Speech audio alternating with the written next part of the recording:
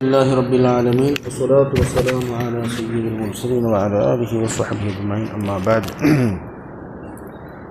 തുറമുദി ഉദ്ധരിക്കുന്ന ഒരു ഹദീത്ത് عن أبي ذر الغفاري رضي الله عنه قال قال رسول الله صلى الله عليه وسلم اتق الله حيثما كنت واتبع السيئة الحسنة تمحها وخالق الناس بخلق حسن. അവിടെ നിന്ന് പറയാണ്, നബിതങ്ങൾ പറയാണ്, ഇത്തഖില്ല, അള്ളാഹുവിനെ സൂക്ഷിക്കണം. അള്ളാഹുവിനെ സൂക്ഷിക്കണം. സൂക്ഷിക്കുക എന്ന് പറഞ്ഞാൽ ഭയഭക്തി എന്നതിനേക്കാൾ നല്ലത് സ്നേഹഭക്തി എന്നുള്ളതാണ്. അള്ളാഹിനെ പേടിക്കുക പറഞ്ഞാൽ അള്ളാഹുവിനെ സ്നേഹത്തോടു കൂടെയുള്ളൊരു ഭയം.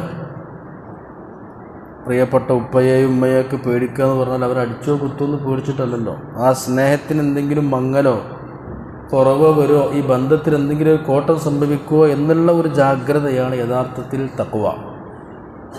അതിനാണ് ഭയഭക്തി എന്ന് നമ്മൾ പറയാം. ഒന്നുകൂടി പറഞ്ഞാൽ സ്നേഹഭക്തി എന്നതാണ് കൂടുതൽ യോജിപ്പ്. അള്ളാഹുവിനെ സൂക്ഷിക്കുക, എൻ്റെ റബ്ബ് കാണുമല്ലോ എന്ന് കരുതുക, വേറൊന്നും അല്ല. ഹൈസുമാ കുന്ത, നീ എങ്ങനെയാണെങ്കിലും എവിടെയാണെങ്കിലും ഏത് അവസ്ഥയിലാണെങ്കിലും അവിടെയൊക്കെ അള്ളാഹുവിനെ സൂക്ഷിക്കുക.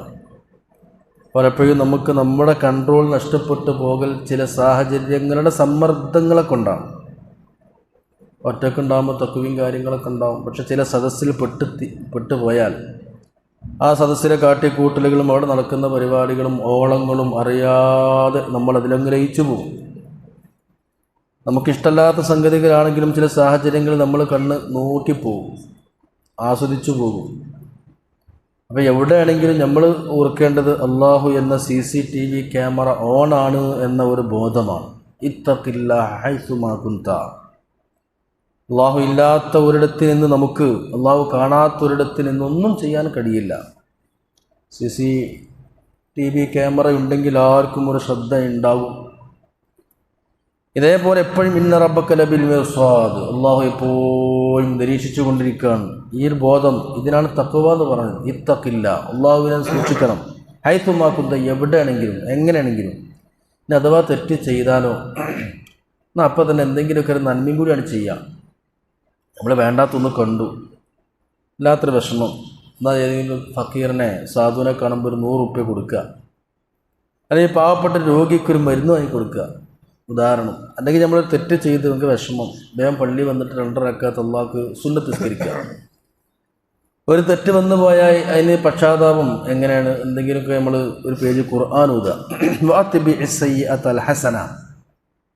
നമ്മളെ കുട്ടികൾ അടിച്ചു കഴിഞ്ഞാൽ പിന്നെ നമുക്കൊരു വിഷമം ഉണ്ടാവും. പിന്നെ എന്തെങ്കിലും മിഠായിയൊക്കെ വാങ്ങിയെടുത്ത് ആ കുട്ടികളെ സന്തോഷിപ്പിക്കും. മുമ്പ് ചെയ്തില്ലെന്നൊരു വിഷമം, പ്രയാസം, മനസാക്ഷി കുത്തൊക്കെ വരുമ്പോൾ പിന്നെ സന്തോഷിപ്പിക്കാൻ വേണ്ടി കുട്ടികളെ നമ്മൾ മുട്ടായൊക്കെ വാങ്ങി കൊടുത്ത് അവരെ ഹാപ്പിയാക്കും. എന്നാൽ നമ്മുടെ ഹബീബായ മുത്തുനബിതങ്ങളെ സുന്നത്തിനെതിരെ ചെയ്താൽ അപ്പം തന്നെ വേറെ സുന്നത്തി നമ്മൾ കൊണ്ടുവരിക. അതാണ് നബിതങ്ങൾ പഠിപ്പിക്കുന്ന തിയറി. എന്ത്? വാത്ബി സയ്യിഅത, ഒരു തിന്മയെ തുടർത്തി കൊണ്ടുവരണം. അൽ ഹസനത്ത, നന്മയെ. തെറ്റ് ചെയ്ത അപ്പം തന്നെ നന്മ ചെയ്യാം. പിടിച്ചാൽ കിട്ടുമല്ലോ നമുക്ക്. കാരണം ഈ മനുഷ്യൻ്റെ നഫ്സ് എന്ന് പറഞ്ഞാൽ ഇന്ന നഫ്സല അമ്മാറത്തും ബിസ്സൂ, നഫ്സ് തിന്മയെ ഇങ്ങനെ കൽപ്പിച്ചുകൊണ്ടേ ഇരിക്കും മനുഷ്യനോട്. തിന്നണ്ടെന്ന് പറഞ്ഞതിനോടായിരിക്കും തിന്നാൻ പോതി. ആദനബിനെ അള്ളാഹു പടച്ച് സ്വർഗ്ഗത്തിൽ നിന്ന് ആ പഴം ഭക്ഷിക്കണ്ട എന്ന് പറഞ്ഞപ്പോൾ പോയി ഭക്ഷിച്ചു. അത് മനുഷ്യൻ്റെ പ്രകൃതി അങ്ങനെയാണ്. അള്ളാഹ്ക്ക് എതിര് കാട്ടിയതെന്നും ഇപ്പോൾ ഇത് പറയാൻ പറ്റൂല. ആദനബി തെറ്റെയ്തെന്ന് പറയാൻ പറ്റൂലല്ലോ. അങ്ങ് ആ കൽപ്പനയൊക്കെ മറന്നുപോയി. തിന്നണ്ടെന്ന് പറഞ്ഞു, ഇവിടെ മാലിന്യം നിക്ഷേപിക്കരുത് എന്ന് പറഞ്ഞാൽ അവിടെ ഉണ്ടാവും കുറേ പൊതി, കുറേ മാലിന്യങ്ങൾ. അത് മനുഷ്യൻ്റെ പ്രകൃതിയാണ് അല്ലേ? ഇവിടെ മാലിന്യം നിക്ഷേപിക്കണ്ട എന്ന് ബോർഡുണ്ടെങ്കിൽ അവിടെ നോക്കിയിട്ട് അപ്പുറത്ത് ദിവസത്തേക്ക് മാലിന്യം ഉണ്ടാവും. ചെയ്യണ്ടെന്ന് പറഞ്ഞതിനോട് താല്പര്യമായിരിക്കും എന്നർത്ഥം. ഇവിടെ തുപ്പരുത് എന്ന് പറഞ്ഞാൽ അവിടെ ഉണ്ടാവും തുപ്പണം. എന്താണോ പറഞ്ഞത് അതിനെതിരെ പ്രവർത്തിക്കുക. എന്താണെങ്കിലും സുന്നത്തിനെതിരെ എന്ത് ചെയ്താലും അപ്പോൾ ഒരു സുന്നത്തിനോട് കൊണ്ടുവരിക. വാത്ബി സയ്യിഅത്തൽ ഹസന നതംഹുഹാ, മായ്ച്ചു കളയും. കടലാസ് പെൻസിലിൻ്റെ ബാക്കിലുണ്ടാവും കുട്ടികൾക്ക് മായ്ച്ച് കളയുന്ന റബ്ബർ. എന്തെങ്കിലുമൊക്കെ തെറ്റ് പറ്റിയ അപ്പം ആ പെൻസിൽ നേരെ കുത്തനെ പിടിച്ച് മായ്ച്ച് കളയാം. ഇതുപോലെ നമ്മുടെ കയ്യിൽ എപ്പോഴും ഒരു എറൈസർ അല്ലെങ്കിൽ ഒരു ഡിലീറ്റ് ചെയ്യാൻ പറ്റിയ അല്ലെങ്കിൽ മായ്ക്കാൻ പറ്റിയ ഒരു നന്മയുടെ റബ്ബർ കൂട്ടങ്ങളായിട്ട് നടക്കണം. തെറ്റ് പറ്റിപ്പോയാൽ അപ്പം തന്നെ മാറ്റി. നമ്മളറിയാതെ വർത്തമാനത്തിന് ഗീബത്താണ് പറഞ്ഞു പോയി കേട്ടോ. നമ്മൾ തങ്ങളെ പറ്റിയ ഒരാളെ പറ്റിയ ഗീബത്ത് പറഞ്ഞാൽ വേഗം വിഷമം വന്നു കഴിഞ്ഞാൽ എന്ത് ചെയ്യുക, പാവപ്പെട്ട ഒരാൾക്ക് 100 ഉറുപ്പിക കൊടുക്കുമ്പോൾ ഞാൻ ആരെയാണോ ഗീബത്ത് പറഞ്ഞത് മൂപ്പർക്ക് അതിൻ്റെ കൂലി കിട്ടണമെന്ന് കരുതിയിട്ട് കൊടുക്കുക. മരിച്ചവരുടെ പേരിൽ മാത്രമല്ല സ്വതക്ക, ജീവിച്ചിരിക്കുന്നവരുടെ പേരിലും കൊടുക്കാം. നമുക്കറിയായിട്ടാണ് മരിച്ചുപോയ അമ്മാൻ്റെ പേരിൽ അരി വാരി കൊടുക്കും. എന്താ ജീവിക്കുമ്പോൾ കൊടുത്താൽ, സുഖല്ല കിടക്കുമ്പോൾ കൊടുത്താൽ രണ്ടും ഒരേപോലെ കേട്ടോ. മരിച്ചുപോയ വാപ്പാക്കും ഉമ്മാക്കും വേണ്ടി സ്വതക്ക ചെയ്യാൻ സ്വീകരിക്കും. ഹദീസിലുള്ളതാണ്, ബുഖാരി ഉദ്ധരിക്കുന്ന ഹദീസാണ്. ജീവിച്ചിരിക്കണമെങ്കിലും പറ്റും. ഞാൻ ഇപ്പോൾ ഒരു 10 ഉറുപ്പിക കൊടുക്കുകയാണെങ്കിൽ പഠിച്ചതിൻ്റെ പ്രതിഫലം എൻ്റെ ഉമ്മാക്ക് കൊടുക്കുക പറഞ്ഞാൽ പറ്റും. ഇപ്പം ഞാൻ ഉദാഹരണം ഒരാളൊരു കുറ്റം പറഞ്ഞു, പിന്നെയൊക്കെ തോന്നി വെറുതെ ഞാൻ കുറ്റം പറഞ്ഞത് തെറ്റല്ലേ, അത് അയാളോട് മാപ്പ് ചോദിച്ചാലും പൊരുത്തപ്പെടിക്കാനും പറ്റൂലല്ലോ. എന്താ ഇപ്പം ചെയ്യുക? നമ്മളൊരു 100 ഉറുപ്പിക എടുത്തിട്ട് പഠിച്ചോ ഞാൻ ആരുടെ കുറ്റം പറഞ്ഞാൽ അയാളുടെ പേരിൽ അയാൾക്ക് അതിൻ്റെ പ്രതിഫലം എത്തിച്ചു കൊടുക്കുക, അത് കൊടുക്കുക. ഏത് തിന്മ വന്നു പോയാലും ഉടനെ ഒരു നന്മ ചെയ്യുക. അതൊരു മുത്തഖിയുടെ സ്വഭാവമാണ്. തെറ്റിന്ന് പൂർണ്ണമായി വിട്ടുക്കാൻ കഴിയൂല നമ്മൾ. കാരണം മഅസൂമീങ്ങളല്ല, പാപ സുരക്ഷിതർ അല്ല. വിചാരങ്ങളോടുകൂടെയാണ് മനുഷ്യൻ അല്ല പഠിച്ചത്. വികാരങ്ങളും വിചാരങ്ങളും അങ്ങനെ അല്ല പഠിച്ചത്. മലക്കാർക്ക് പിന്നെ തെറ്റ് ചെയ്യാനുള്ള ഞരമ്പില്ല, തെറ്റ് ചെയ്യാൻ അവർക്ക് കഴിയേയില്ല, തെറ്റ് ചെയ്യാനുള്ള കഴിവൻ അവർക്കില്ല. അപ്പം പിന്നെ മനുഷ്യനെ നേരെ മറിച്ച് നമുക്ക് രണ്ടുമുണ്ട്. മൃഗങ്ങൾക്കാണെങ്കിൽ നന്മ ചെയ്യാനുള്ള മനസ്സുമില്ല, വിവേകങ്ങളില്ല, വികാരങ്ങളേ ഉള്ളൂ. മനുഷ്യനെ മൃഗങ്ങൾക്കുള്ള വികാരങ്ങളും മലക്കുകൾക്കുള്ള വിവേകങ്ങളും ഒരുമിച്ച് സമഞ്ജസമായി പഠിച്ചു. വികാരങ്ങളുണ്ടാവും. പലപ്പോഴും വികാരത്തിൻ്റെ വേലിയേറ്റത്തിൽ നമ്മുടെ വിവേകം മാറിപ്പോകും. ഉടനെ തന്നെ ഒരു മാറി ചിന്തിക്കാൻ നമുക്ക് തോന്നും. അപ്പോൾ ഉടനെ നന്മയെ തുടർത്തുക. തെറ്റ് വന്നു പോയാൽ അന്ന് കൂടുതൽ ജമാഅത്തിന് പങ്കെടുക്കുക. തെറ്റ് വന്നു പോയാൽ അന്ന് കൂടുതൽ ഖുർആൻ ഓതുക. പക്ഷേ കൂടുതൽ ഖുർആൻ ഓതി പരിഹരിക്കാലോ എന്ന് കരുതിയിട്ട് തെറ്റ് ചെയ്യാനും പാടില്ല. തെറ്റ് ചെയ്താൽ ഇന്ന് ജമാഅത്തിന് കുറേയാണ് കൂടുമ്പോൾ ശരിയായിക്കോടുന്ന് കരുതിയിട്ട് തെറ്റ് ചെയ്യാനും പാടില്ല. അറിയാതെ വന്ന് പോകുമ്പോൾ പിന്നെ എങ്ങനെ സ്വീകരിക്കുക? ഞാൻ എപ്പോഴും ഉദാഹരണം പറയണം, എന്ത് ഈ കുപ്പായം തുണിയൊക്കെ തിരുമ്പാനുള്ളതാണല്ലോ എന്ന് കരുതിയിട്ട് നമ്മളാരും ചളി വാരി തേക്കാറില്ലല്ലോ. എല്ലാവരും തിരുമ്പും, നമ്മളൊക്കെ തിരുമ്പും. 2 ദിവസം കഴിയുമ്പം വാഷിംഗ് മെഷീൻ ഇട്ടിട്ടോ കല്ലുമോട്ടിട്ടോ ഒക്കെ തിരുമ്പും, അലക്കും.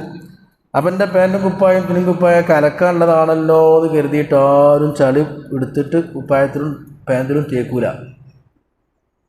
പിന്നെന്താ, എന്നാൽ ചളിയാവും ചെയ്യും. അറിയാതെ ചളിയാവും. പൊടിയൊക്കെ അവിടെ ഇവിടെ ഇരുന്നിട്ട് പൊടിയും വേർപ്പൊക്കെ ആയിട്ട് അറിയാതെ ചളിയാവും. അപ്പോൾ കഴിയുക. ഇതാണ് തൗബ ചെയ്യാലോ എന്ന് കരുതിയിട്ട് തെറ്റ് ചെയ്യല്ല. തെറ്റൊക്കെ വന്നു പോവും. അപ്പോൾ ചെയ്യേണ്ട പണിയാണ് ഈ അലക്കൽ, ഈ തൗബ. അപ്പം നബി തങ്ങൾ പഠിപ്പിക്കുന്നത് തെറ്റ് വന്നു പോയാൽ വേഗം നന്മയെ തുടർത്തുക. ഇഷ്ടമല്ലാത്തൊരു വാക്ക് നമ്മൾ പറഞ്ഞുപോയി, നിങ്ങളെന്താ ഓക്ക് അത്ര കൊടുത്തത്, നിങ്ങളെന്താ ഇങ്ങനെ ചെയ്തത്, അത് ഉമ്മാക്ക് ചിലപ്പോൾ ഫീൽ ചെയ്യും. കുറച്ച് കഴിഞ്ഞിട്ട് എന്താ ചെയ്യുക, അമ്മാക്ക് സന്തോഷിപ്പിക്കാൻ വേണ്ടി എന്തെങ്കിലുമൊക്കെ ഹദിയ കൊടുക്കുക, അല്ലെങ്കിൽ ഉമ്മാൻ്റെ മരുന്ന് വാങ്ങിക്കൊടുക്കുക. അപ്പോൾ അള്ളാഹു തആല മാപ്പാക്കി തരും. ഇതുപോലെ തന്നെ അള്ളാഹുവിനോട് നമ്മൾ ചെയ്ത് തെറ്റ് ഉടനെ തന്നെ നന്മ ചെയ്യുക. നാവിനാരോ കണ്ണിനാരോ കാതിനാരോ വന്നു പോയ തെറ്റുകൾക്ക് പകരം നന്മ ചെയ്യുക. പിന്നെ നബി തങ്ങൾ പറഞ്ഞത് വഖാലിഖിൻ നാസ ബിഖുലുഖിൻ ഹസനിൻ, ജനങ്ങളോട് നല്ല പെരുമാറ്റം കൊണ്ട് പെരുമാറുക. അള്ളാഹ്ക്ക് വലിയ ഇഷ്ടമുള്ള സംഗതിയാണ്. അവിടെയാണ് ഹബീബായ റസൂലുള്ളാഹി സ്വല്ലല്ലാഹു അലൈഹി വസല്ലം തങ്ങളുടെ വേറിട്ട വ്യക്തിത്വം. വഖാലിഖിൻ നാസ ബിഖുലുഖിൻ ഹസൻ, അവിടെയാണ് നമ്മളൊക്കെ പരാജയപ്പെട്ടു പോവുക. വഖാലിഖിൻ നാസ ബിഖുലുഖിൻ ഹസൻ, ഒരാളെയും വെറുപ്പിക്കാതിരിക്കുക, ഒരാൾക്ക് ഇഷ്ടമില്ലാത്ത വർത്തമാനം പറയാതിരിക്കുക. ഒരാൾ വണ്ടി വാങ്ങി കൊണ്ടുമ്പോൾ തന്നെ നെഗറ്റീവായി സംസാരിക്കുക, എനിക്ക് വേറെ കമ്പനിയിൽ നിന്ന് കിട്ടിയില്ല, ഇത് മഹാലോക്കരാണെന്ന് അത് പറയരുത്. വേദനിപ്പിക്കുന്ന വർത്തമാനങ്ങൾ പറയാതിരിക്കുക. ഒരു ഉദാഹരണം പറഞ്ഞതാണ്. ഒരാളെ കണ്ട അയാളൊക്കെ ആകെ നരച്ചു ആയല്ലോ, ഇതൊക്കെ പറ്റ വയസ്സനായോ, അത് പറയരുത്. അയാളെ മനസ്സിന് അയാൾ എന്താ ചെയ്യാന്നൊക്കെ പറഞ്ഞാലും, അല്ലെങ്കിൽ അയാൾ ചിരിച്ചെന്നാലും മനസ്സിലപ്പോൾ ഇതുണ്ടാവും. അത് കാണുമ്പോൾ തടിയൊക്കെ പറ്റ കുറഞ്ഞല്ലോ, നമുക്ക് ഷുഗറുണ്ടോ എന്ന് ചോദിക്കേണ്ട ആവശ്യം, അല്ലെങ്കിൽ അത് ചോദിക്കാൻ പറ്റിയ സാഹചര്യം കിട്ടാൻ അതിന് ഹിക്മത്തോട് കൂടി ചോദിക്കും. ഒരു മനുഷ്യൻ്റെ മനസ്സ് വേദനിക്കുന്നൊരു വാക്ക്, ടെൻഷൻ അടിക്കുന്നൊരു വാക്ക് ഒരിക്കലും പറഞ്ഞു പോകരുത്. ഈ കല്യാണം കഴിച്ചിട്ട് എത്ര കൊല്ലായി, ഇപ്പോൾ കുട്ടികളായില്ലല്ലോ, പ്രശ്നം ഉണ്ടാവും. ഓന് 10-30 വയസ്സായി, കുറേ പെണ്ണ് നോക്കിയിട്ട് ശരിയാണില്ല, ഓനെ ടെൻഷനാണ്. ഓനെ ആൾക്കാരെ ഇടയ്ക്കൊന്നും പോരാ, അല്ലെങ്കിൽ കുട്ടികളുണ്ടാകത്തിൻ്റെ പേര് ആൾക്കാരുടെ ഇടയ്ക്ക് അങ്ങനത്തെ ഓരോ കാണുമ്പോഴേക്ക് അത് ചോദിക്കുക. ഇത് നമ്മളൊക്കെ ചില ആൾക്കാർക്ക് എന്താണ് എപ്പോഴാണ് എങ്ങനെയാണെന്നുള്ളത് അറിയില്ല. കുറേ ഇന്നകളുണ്ട്, ഇന്നോടത്ത് ഇന്നയിന് ഇന്നപ്പന് ഇന്നോരോട് ഇങ്ങനെ 4-5 ഇന്നേൻ്റെ സംഗതി ഉണ്ടല്ലോ. ഒരു ഇന്നയിന് ഇന്നുണ്ടെന്ന് അറിയല്ലോ, ഇന്നയിന് ഇന്നുണ്ട്. അത് നമുക്കില്ലെങ്കിൽ നിസ്കാരവും നോമ്പും ദിക്റും സ്വലാത്തും ഒന്നും വലിയ കാര്യമില്ല. വഖാലിഖിന്നാസ ബിഖുലുഖിൻ ഹസൻ, ഇതൊക്കെയാണ് റബീഉൽ അവ്വൽ നമ്മൾ പഠിക്കേണ്ടത്. ഇതൊക്കെയാണ് റബീഉൽ അവ്വൽ നമ്മൾ കൊടുക്കേണ്ട മെസ്സേജുകൾ. അള്ളാഹു തആല മനസ്സിലാക്കാൻ തൗഫീക്ക് ചെയ്യട്ടെ. ഈ ഹദീസൊക്കെ ജീവിതത്തിൽ പകർത്താനുള്ള തൗഫീക്ക് നൽകട്ടെ. അസ്സലാമു അലൈക്കും വറഹ്മത്തുള്ളാഹി വബറകാതുഹു.